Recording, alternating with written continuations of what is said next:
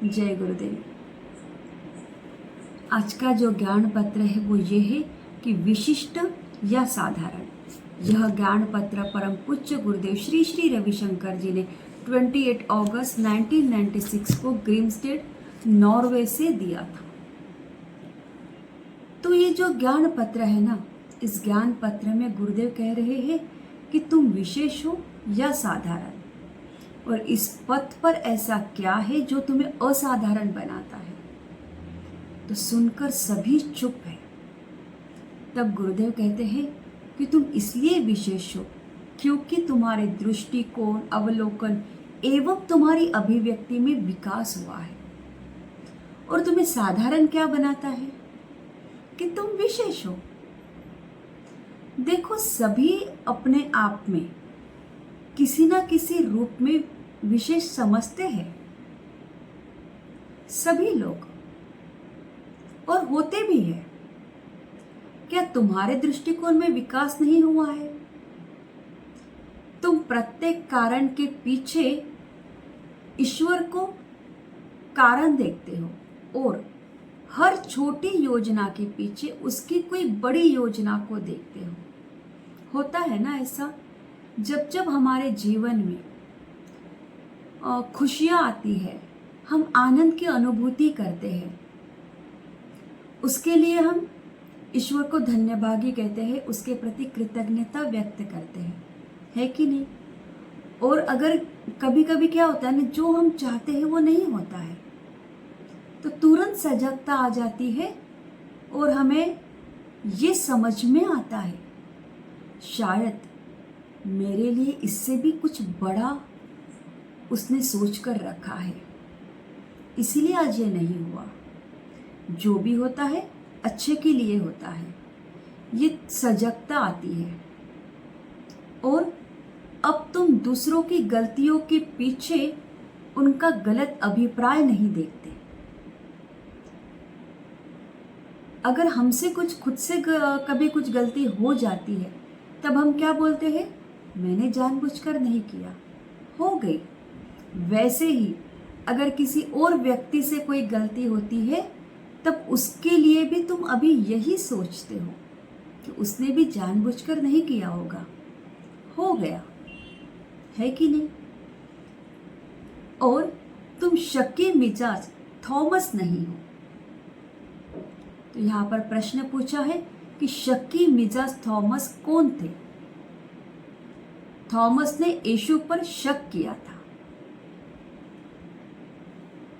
तो यहाँ पर और कहा है कि पर उसे ज्ञान प्राप्ति तो हुई थी ना। इस पथ पर आने से पहले तुमने कभी अपनी भावनाओं को ध्यान दिया है? अब तुम अपनी भावनाओं का पूरा ध्यान देते हो, उसका पूरा ध्यान रखते हो, सकारात्मक हो या नकारात्मक, प्रेम या घृणा, क्रोध या दया, सुख या दुख। तुम्हारी अवलोकन क्षमता का विकास हुआ है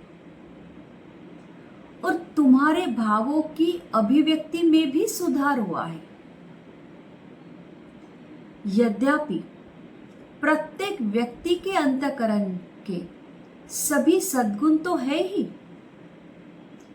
मतलब हर व्यक्ति के अंतःकरण में सभी सद्गुण होते हैं, लेकिन कुछ दुर्भाग्यशाली और तनावपूर्ण व्यक्तियों में इन गुणों की अभिव्यक्ति नहीं हुई। फिर भी तुम इतने सद्गुणों को व्यक्त करते हो। तो यहाँ पे गुरुदेव कह रहे हैं फिर भी तुम इन सद्गुणों को व्यक्त करते हो और इसीलिए तुम असाधारण हो।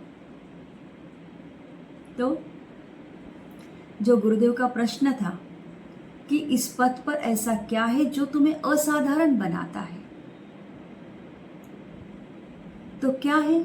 जब हम आर्ट ऑफ लिविंग से जुड़े, उसके पहले का हमारा जीवन कैसा था, उसके पहले का हमारा स्वभाव कैसा था, और अब हम कैसे हैं, हमारे स्वभाव में क्या बदलाव आया है। बहुत बड़ा चेंज आ चुका है ना? आप सब मानते हैं ना इस बात को? कि जब से हम इस पथ पर चल रहे हैं तब से हमारे जीवन में बहुत बड़ा बदलाव आ चुका है। आई होप सब इस बात से एग्री है। जब हम इस पथ पर चलते हैं तो सबसे पहले तो क्या है ना, हमारे स्वभाव में बदलाव आता है, सजगता बढ़ जाती है, विचारों में बदलाव आते हैं और ये बहुत महत्वपूर्ण बदलाव है, बहुत ही इम्पोर्टेंट चेंजेस है। हर व्यक्ति के प्रति या हर चीज़ के प्रति देखने का हमारा नज़रिया बदल जाता है, सोचने समझने के तरीके बदल जाते हैं और ये जो इम्पोर्टेंट चेंजेस है ना, इससे क्या होता है, हमारा जीवन खुशियों से भर जाता है। फिर छोटी छोटी चीज़ों के लिए हम रोते नहीं बैठते, है ना, बहुत ही। तो इसीलिए इस पथ पर जो भी व्यक्ति चलते हैं उनका जीवन असाधारण बन जाता है। तो जो गुरुदेव का प्रश्न था कि इस पथ पर ऐसा क्या है जो तुम्हें असाधारण बनाता है, तो ये सब कुछ है। इसीलिए तुम विशिष्ट हो या असाधारण हो। जय गुरुदेव।